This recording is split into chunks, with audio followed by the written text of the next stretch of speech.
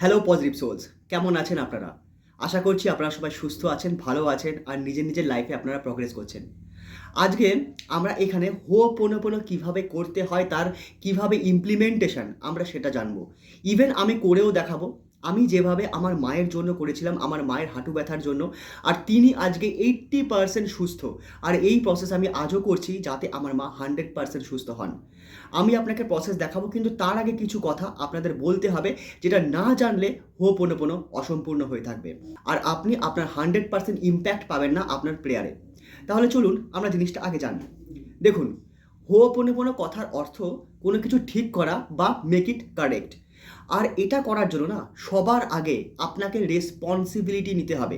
মানে আপনার লাইফে যা ঘটছে, যা ঘটবে এবং যা ঘটেছিল, তার জন্য একমাত্র আপনি আর আপনি রেসপন্সিবল। এর জন্য আপনি কাউকে ব্লেম দিতে পারবেন না।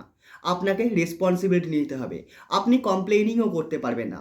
আপনাকে রেসপন্সিবিলিটি নিতে হবে। আর এটাই আমাদের হো'পোনোপোনো শেখায়। আর তাহলে আমরা অ্যাকচুয়ালি জিনিসটাকে করব কি করে? আমি এখানে আপনাদের দেখাচ্ছি আমার মায়ের হাঁটু ব্যথার জন্য আমি কিভাবে করেছি। এবারে আমি যখন হাঁটু ব্যথার জন্য করছি, আপনাদের যদি কোমরে ব্যথা থাকে বা হাতে ব্যথা থাকে বা শরীরের অন্য কোনো অংশে যদি আপনার হিলিংয়ের প্রয়োজন হয়, আপনি জাস্ট হাঁটু ব্যথার জায়গাটা রিপ্লেস করে দেবেন সেই পার্টিকুলার জায়গা নিয়ে। ওকে? তাহলে চলুন আমরা এবারে জিনিসটা জানি যে আমরা কিভাবে করব। আমার মায়ের যখন হাঁটু ব্যথা হয়েছে, তখন আমি যে বইটা পড়েছি না, হো'পোনোপোনো নিয়ে, জিরো লিমিট, রিটেন বাই জো ভাইটালে। জো ভাইটালে এখানে বলেছেন হিউ লেন কিভাবে তাকে শিখিয়েছেন যে হো'পোনোপোনো করতে হয়, যিনি 20-25 বছর ধরে হো'পোনোপোনো করেন। আর তিনি এইভাবে পুরো মেন্টাল অ্যাসাইলামকে ঠিক করেছেন। তাহলে আমরা সেই প্রসেসটা জানবো, ঠিক আছে? সেই প্রসেসে হচ্ছে, আমার মায়ের যখন হাঁটু ব্যথা আর আমার সামনে যখন হচ্ছে, তখন এনার্জেটিক্যালি, কনসিয়াসলি বা আনকনসিয়াসলি আমি সেই জিনিসটাকে অ্যাট্রাক্ট করেছি। আর এর জন্য আমি রেসপন্সিবল আর আমাকে রেসপন্সিবিলিটি নিতে হবে। অন্য কেউ যদি এসে আমাকে তার শরীরে কোনো প্রবলেমের কথা বলে, তার মানে এটাই যে আমি রেসপন্সিবল, কারণ সে এসে আমাকে বলছে, সে কিন্তু অন্য কাউকে বলতে যাচ্ছে না। তাহলে যখন সে আমাকে বলছে, তার মানে আমি রেসপন্সিবল, আমাকে রেসপন্সিবিলিটি নিতে হবে, তাই না? কারণ এনার্জেটিক্যালি আমি তাকে অ্যাট্রাক্ট করেছি। তো আমি কি করেছি, আমি প্রথমে 3টে ডিপ ব্রেথ নিয়েছি।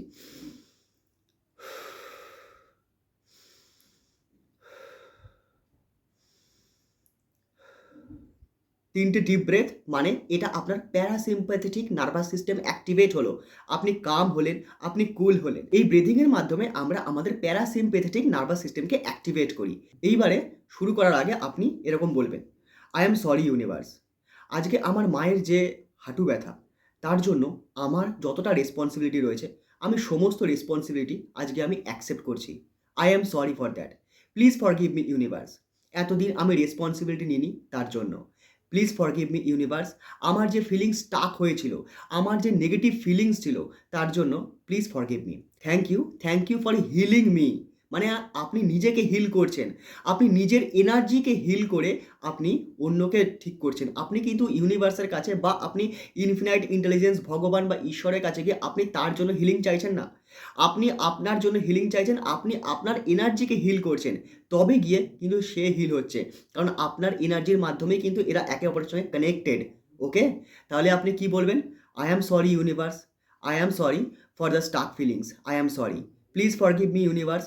এতদিন ধরে আমি আমার রেসপন্সিবিলিটি নিইনি, তার জন্য please forgive me. Please forgive me universe. আমার যে নেগেটিভ ফিলিংস ছিল সেই পার্টিকুলার বিষয়ের উপর, তার জন্য please forgive me. Thank you universe. Thank you. Thank you for healing me. Thank you. I love you. Please accept my love. Then I am sorry. Please forgive me. Thank you. I love you. I am sorry. Please forgive me. Thank you. I love you. এইভাবে আপনাকে chant করতে হবে minimum 10 minute. আর সেটা কখন? সকালবেলায় ঘুম থেকে উঠে অবশ্যই করতে হবে, আর রাত্রিবেলায় ঘুমোতে যাওয়ার আগে অবশ্যই করতে হবে। তার কারণ কি? তার কারণ হলো এই দুটো সময় আমাদের সাবকনসিয়াস মাইন্ড খুব বেশি করে রিসিপটিভ মুডে থাকে।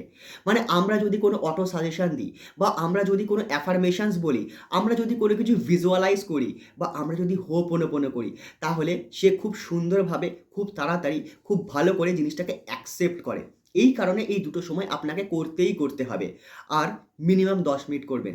কারণ 5 থেকে 6 মিনিট করার পরে আপনি নিজের ভেতরে না একটা খুশি, একটা আনন্দ আপনি ফিল করতে পারবেন। সেটা কিরকম হবে সেটা আমি আপনাকে বলে বোঝাতে পারবো না। সেটা আপনাকে করে দেখতে হবে। আর আমি যে বললাম না, পার্টিকুলার বিষয়, সেই পার্টিকুলার বিষয় অর্থাৎ আপনি সেখানে আপনার প্রবলেমটা অ্যাড করবেন। মানে আমি যেমন করেছিলাম আমার মায়ের হাঁটু ব্যথার জন্য আমি রেসপন্সিবল আর আমি এই টোটাল রেসপন্সিবিলিটি স্বীকার করছি। আর আমার যে নেগেটিভ ফিলিংস আমার মায়ের উপর কখনো এসেছিল বা আমি রাগ করেছিলাম বা আমার রিসেন্টমেন্ট ছিল তার জন্য I am sorry. Then please forgive me. তারপরে থ্যাংক ইউ আমাকে হিল করার জন্য। Then I love you. আর এটা চ্যান্ট হয়েছে ১০ মিনিট ধরে। এটা দুবার তো আপনাকে করতেই হবে সকালে ঘুম থেকে উঠে আর রাত্রে ঘুমোতে যাওয়ার আগে। এছাড়াও দিনে যদি আপনি মাঝখানে কখনো সময় পান, আপনি করতে পারেন। ১০ থেকে ১৫ দিন করুন আপনি। তার আগে থেকেই আপনি এর পজিটিভ ইমপ্যাক্ট দেখতে পাবেন। আপনি এর পজিটিভ ইমপ্যাক্ট দেখতে পারবেন। ঠিক আছে? আর যখন আপনি পজিটিভ ইমপ্যাক্ট দেখা শুরু করবেন, তখন আপনি এমনিই জিনিসটা করতে থাকবেন। আপনি এমনিই চালিয়ে যাবেন। আর একটা সময় গিয়ে সেই মানুষটা বা আপনি পুরো সুস্থ হয়ে যাবেন। তো আজকে আপনাদের সঙ্গে এটাই শেয়ার করার ছিল। আশা করছি আপনারা এই প্র্যাকটিসটা বাড়িতে করবেন। যদি না করেন তাহলে কিন্তু এর বেনিফিট বা এর উপকারটা কিন্তু আপনারা পাবেন না। থ্যাংক ইউ ভেরি মাচ ভিডিওটা সম্পূর্ণ দেখার জন্য। দেখা হচ্ছে আবার পরের ভিডিওতে তত অবধি think positive, do positive, you will definitely receive positive.